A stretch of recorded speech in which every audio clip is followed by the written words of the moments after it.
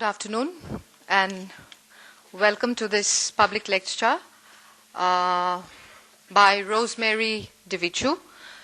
Rosemary DeVichu has been a very familiar face in the women's movement.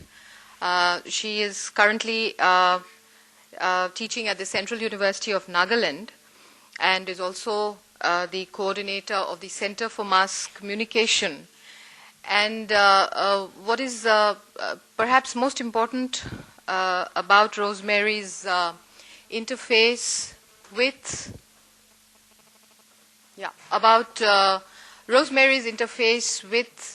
not just the Northeast, but with the women's movement, is that she has been tirelessly campaigning, tirelessly struggling, and tirelessly representing various stages of this struggle for women's rights with various civil society groups and with her own very important and central body called the Naga Mothers Association.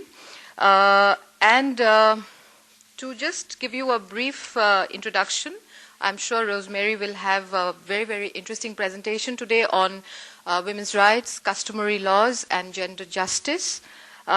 She's an alumni of the International Visitor Leadership Program and to the U.S. government, and she's also been with an expert member on women's studies with the UGC and the National Commission for Women.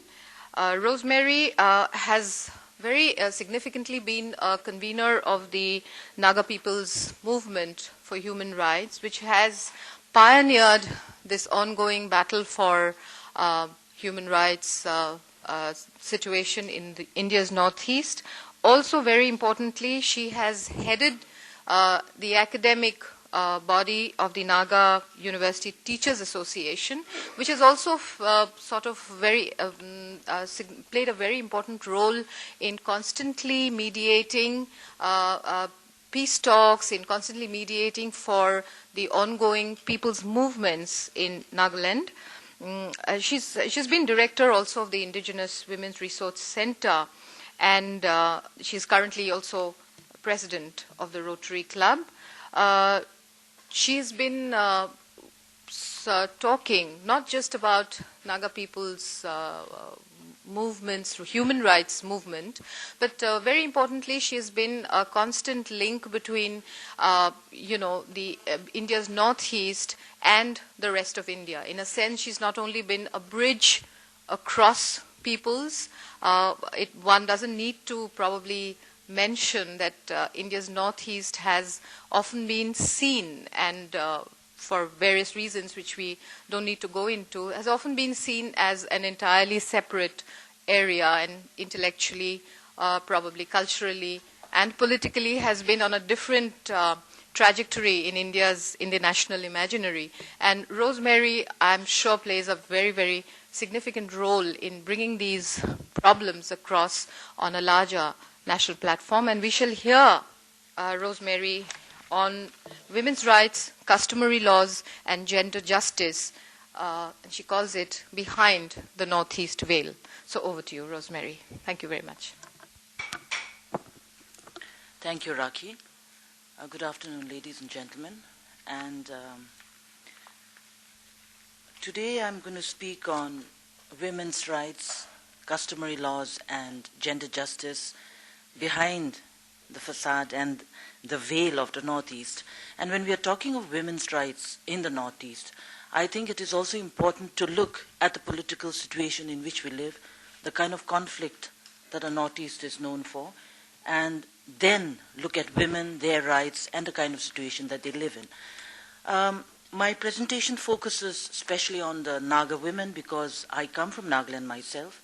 And when you look at the Northeast, a lot of friends from other parts of India, as well as from outside, tend to see the Northeast as just one whole, forgetting that all of us from the 8 states of the Northeast, share a lot of international boundaries with our neighbors.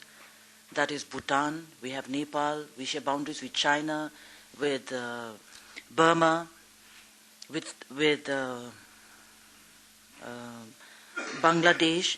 And when you look at these kind of international boundaries that surround us, we also need to remember that this is a region that has been bogged down by years and decades of conflict and insurgency. And I come from a state which has more than 50 odd years, 60 odd years of the militant movement going on, a movement for self-determination that carries on till today.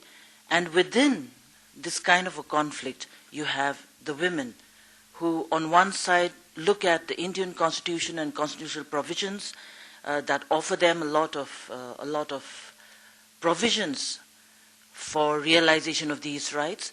And on the other side, you still have a very strong movement that wants a separate country far away from the Indian Union, and at the same time you are faced with a very strident community, a tribal community that does not recognize the rights of women. And I think that is the paradox on which I place my story.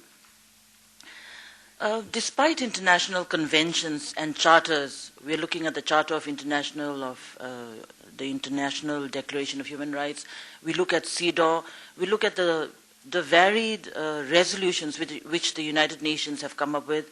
When you look at the central policies of India, we have enough. And when you look at the constitutional provisions of India, we do have enough that protects the rights of women.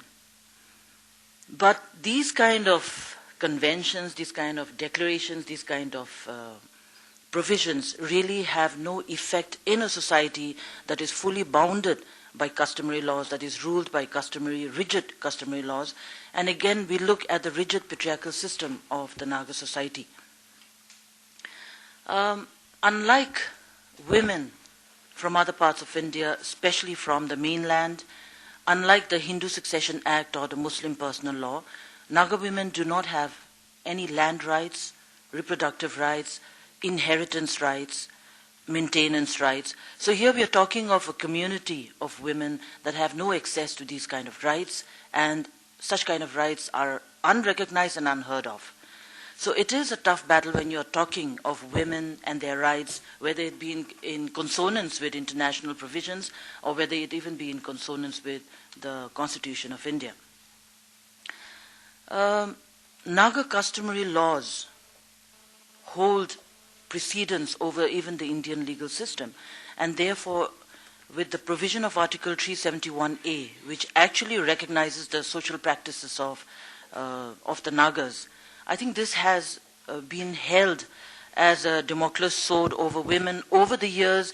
Any talk of women's rights, again you have Article 371A and social practices of the Nagas being pushed down on women whenever there are any voices on assertion of such rights. If you look at violence against women within such kind of tribal communities, and when I speak about the Nagas, I also speak a lot about other tribal communities within the region itself. Punitive measures, if you look at customary laws, punitive measures on crimes against women, especially in incidents of rape, ranged from a payment of a pig as a fine, very often compromises within families, or at other times, if you look at other stories, there were also incidents where it went to breaking of limbs of the rapist, or sometimes displaying the rapist in a village caged jail in a village. But those were rare instances. Till today, whenever we have crimes against women, we are stuck between the Indian legal system, which actually gives a lot of harsh punitive measures for rapists, and on the other side, you are stuck within customary practices which either force you to compromise with the rapist, even to the extent of marriage, or going again to the extreme of maybe breaking the person's limbs, or even to the point of death, which has happened in a lot of other cases. So we are still within that kind of a boundary between the modern concept of justice and then mixed with these customary compromises.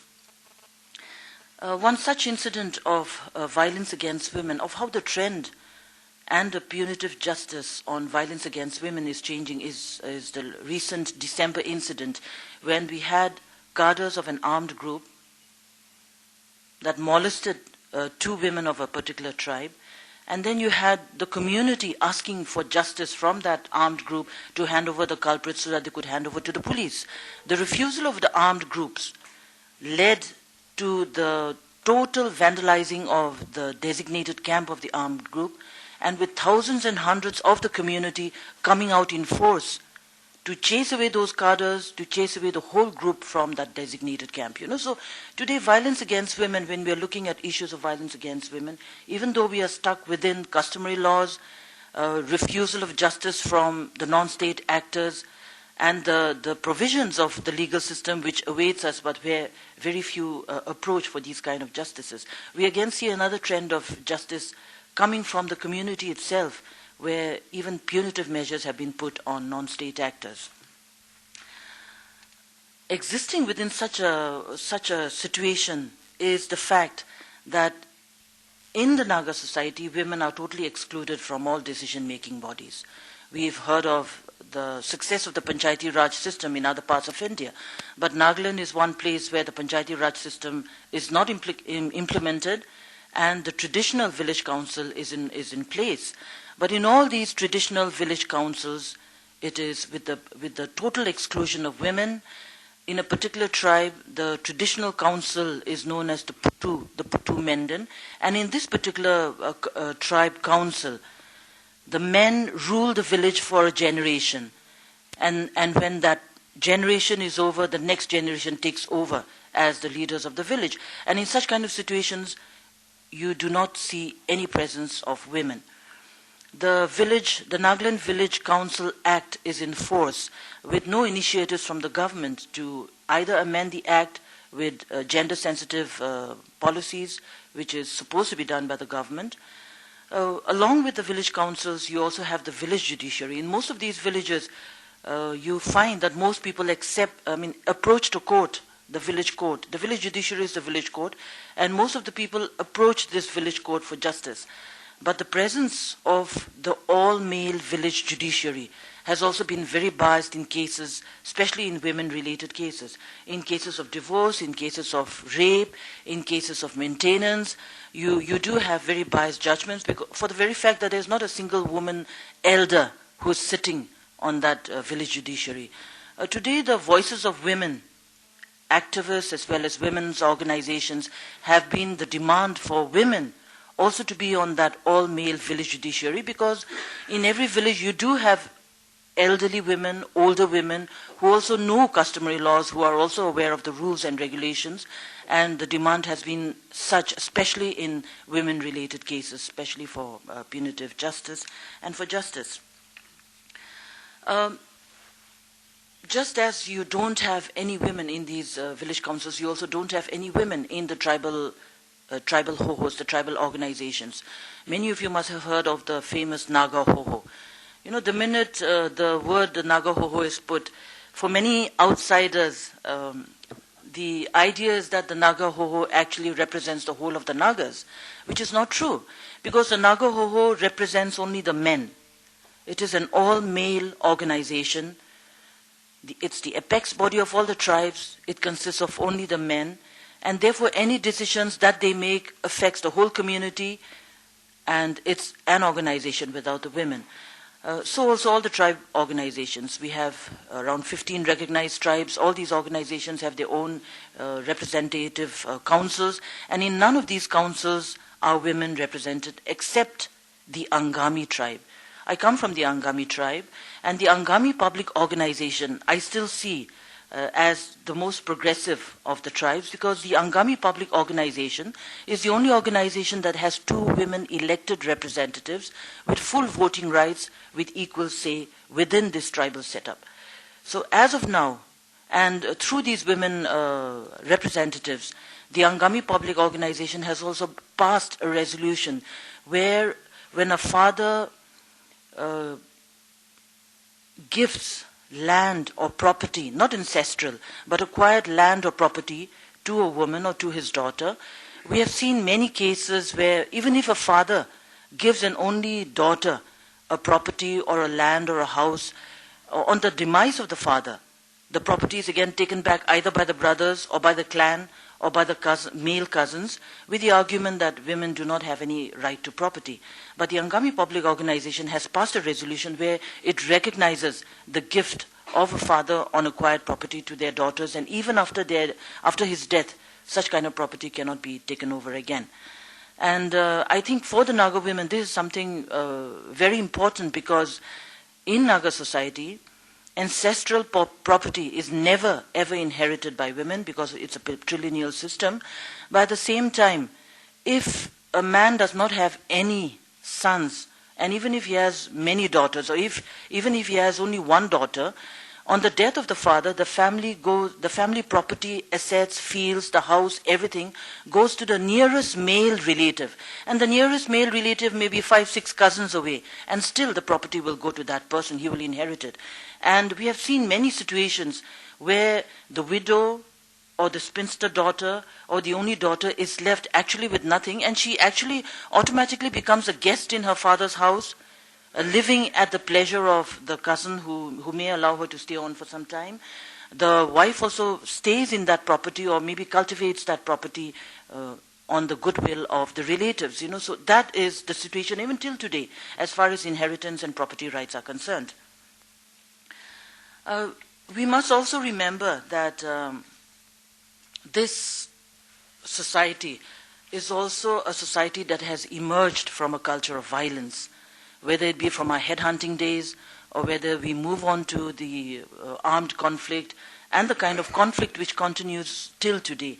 I think for many of us activists, I sometimes like to come to the conclusion that probably it is difficult for many of our people to recognize the violence and the gender-based violence that is so inherent within the society.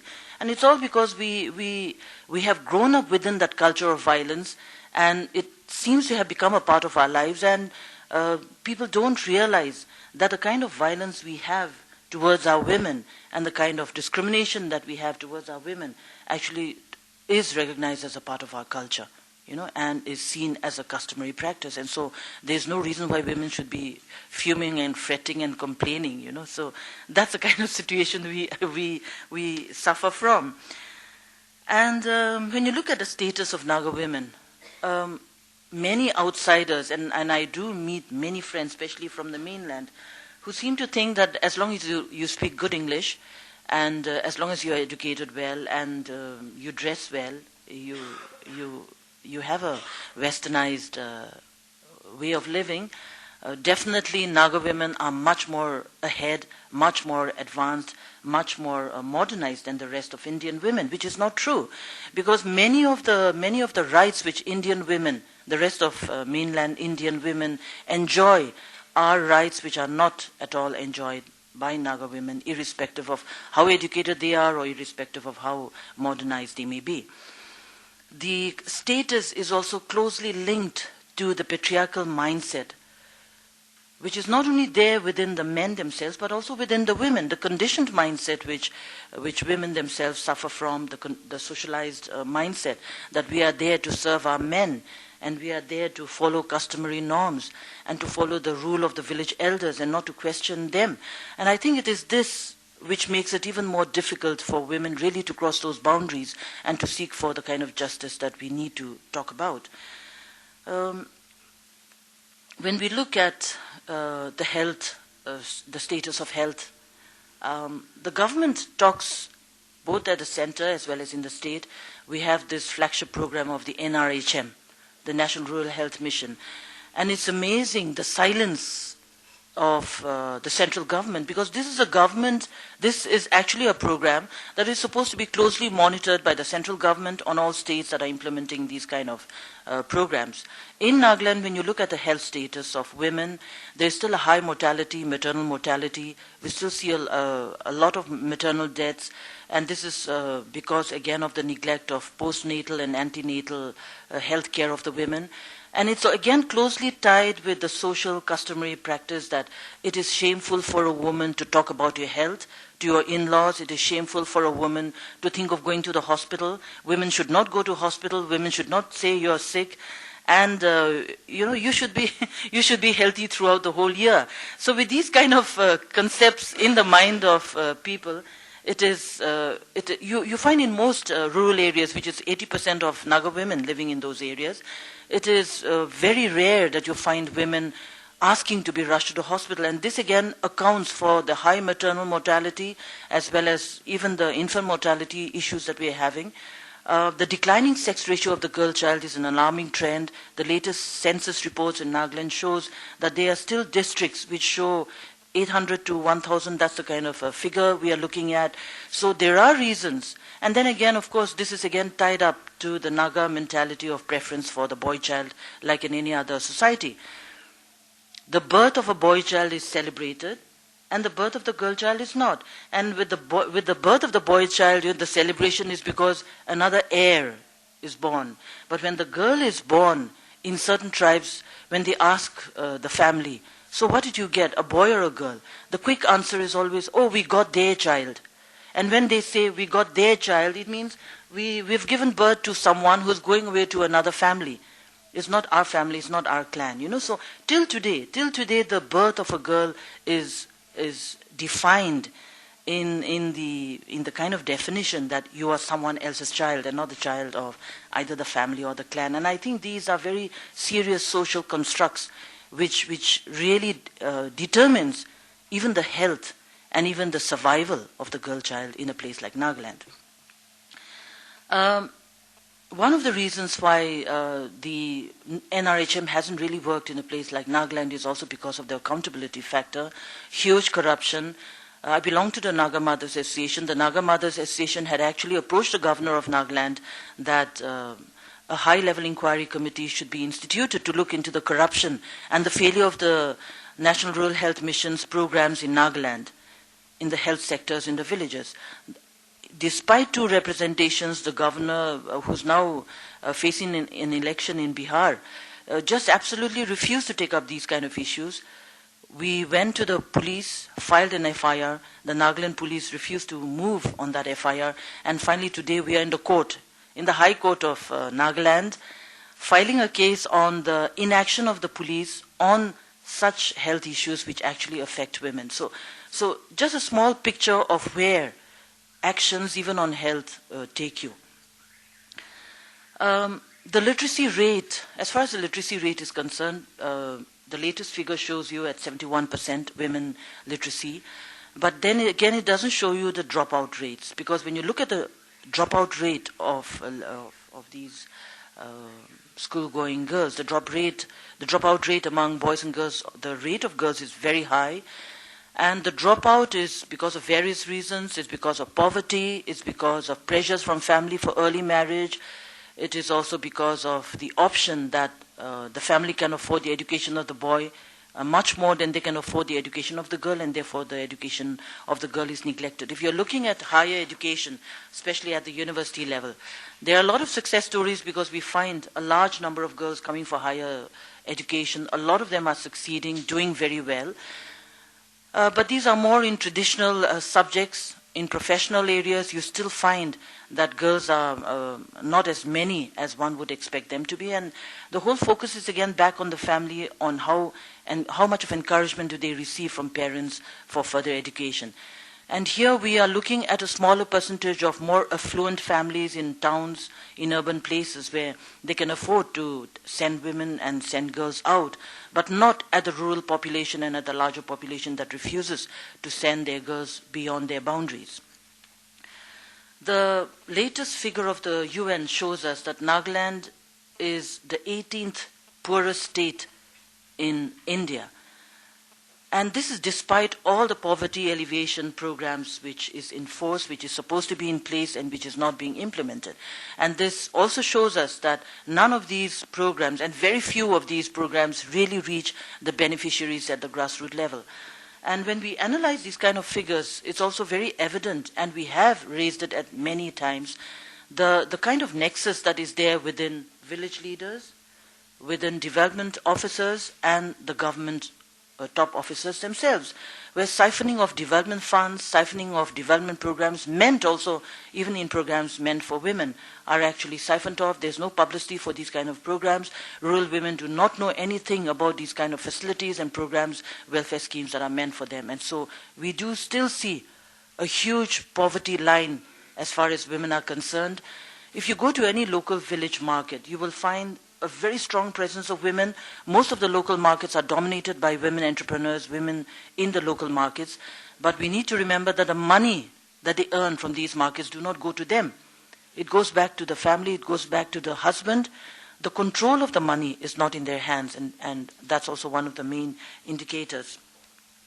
The emergence of self-help groups is a strong indication of perhaps some of the success stories, because under the program of NEPED and under the program of many of the government schemes and programs, we do see a lot of these women coming up as success stories. For example, in the Konyak region, you have success stories of self-help groups that have bought land. In a place where land is not owned by women, these self-help groups have managed to gather money and buy land and own land.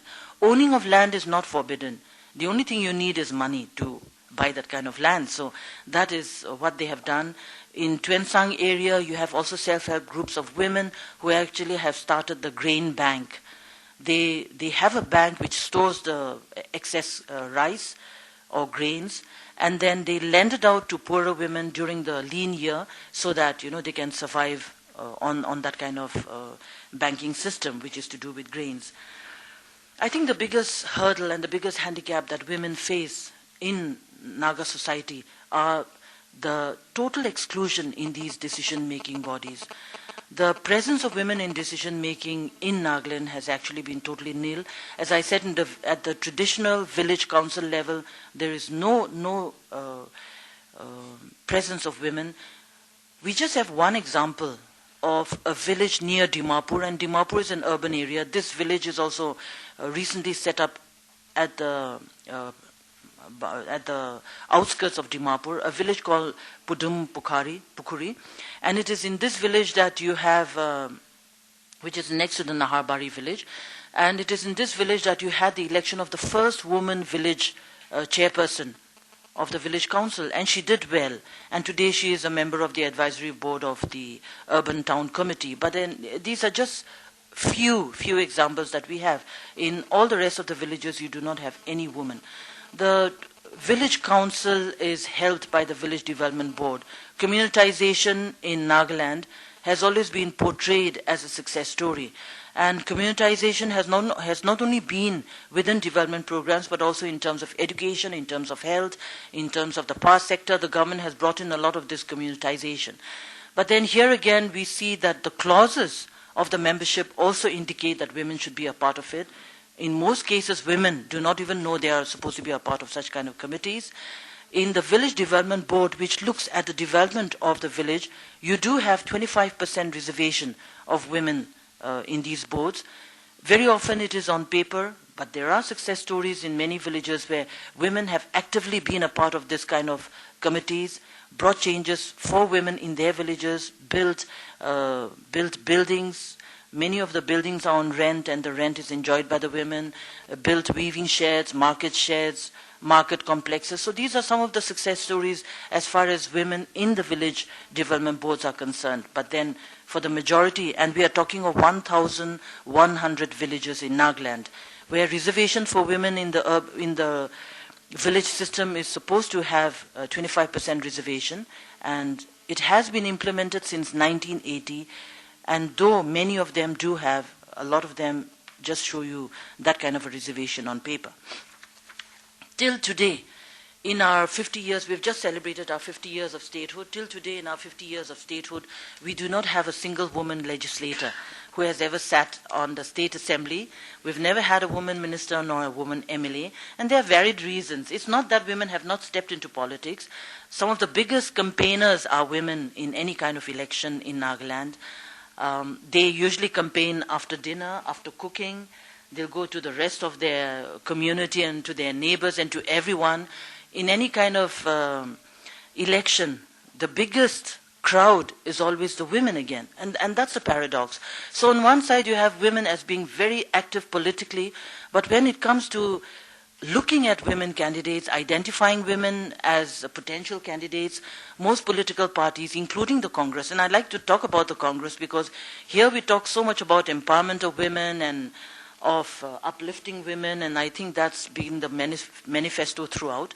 But till today, in Nagaland, despite the Congress being in power for almost 15 years, even earlier, and much more beyond that, we've never had a woman who was ever fielded by the Congress Party. Surprisingly, the BJP, for a Christian state, and you must remember Nagaland is a Christian state, for a Christian state, the BJP has fielded women in the last election. Unfortunately, she couldn't, but they have fielded women candidates.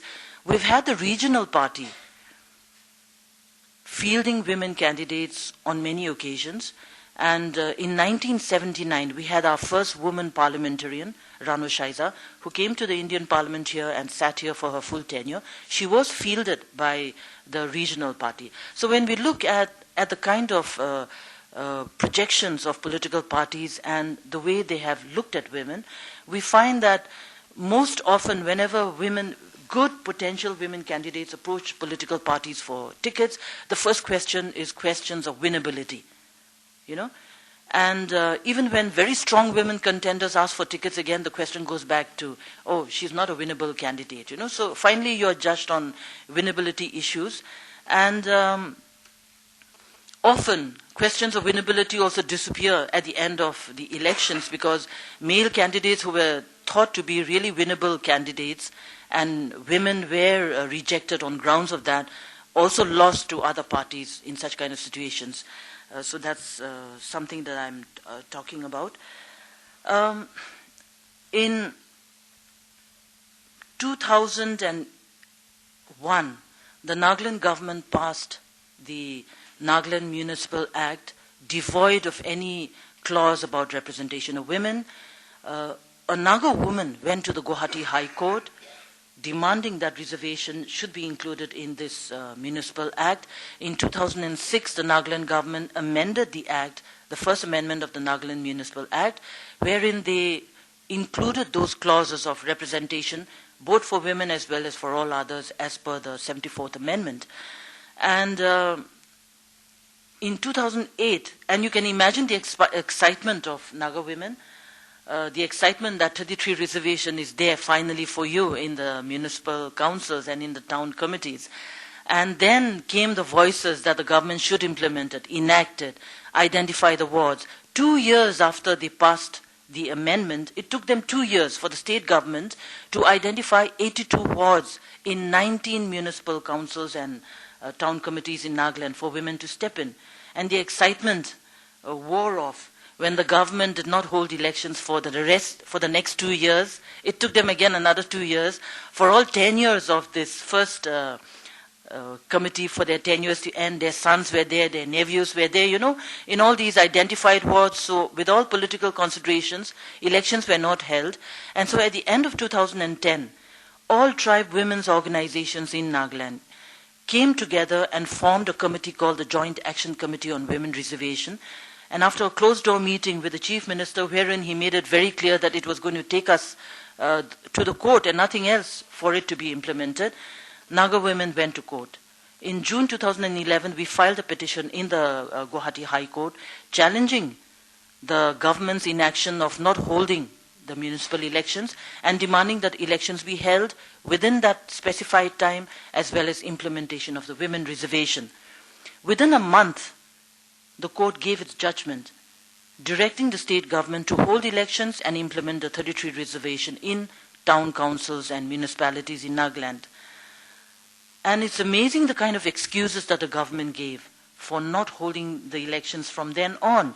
They came back to court citing the fragile peace process, and you know we have a fragile peace process that's been going on for almost 17 years. So the fragility of the peace process was one of the reasons, and then it went on to school examinations, and so spaces for elections may not be available, and we just had the by-elections, which was where spaces were made available. And then, so a variety of excuses were given, with the court finally coming down on them, saying no more time, just 1 month, hold elections. And then the state government went to the division bench in Guwahati.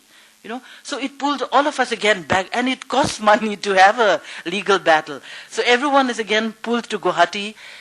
We had 4 hearings in the division bench in Guwahati, where finally the court listened to our government, citing excuses of customary practices, social practices, the weightage and the importance of Article 371A vis-a-vis the empowerment of Naga women, and how much of a social upheaval it was going to cause if women came in with 33 reservation. And the Guwahati court thought it fit that they should listen to the Nagaland Legislative Assembly. And I was the petitioner along with the president of the Naga Mother Association. As soon as we got the order from the Guwahati High Court, we moved to the Supreme Court.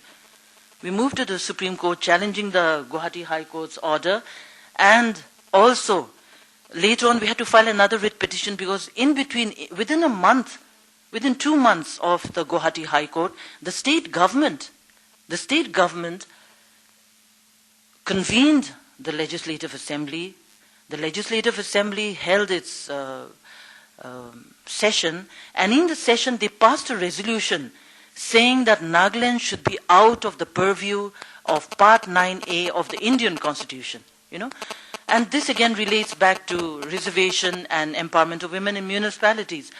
So today we are in the Supreme Court, one, challenging the impugned order, secondly, also on the resolution of the State Assembly. And the excuse which has been given is that Nagaland under Article 371 has special clauses, social practices of the Nagas should not be touched, and therefore even women coming into decision-making bodies, which traditionally is not their hold. Am I running out of time?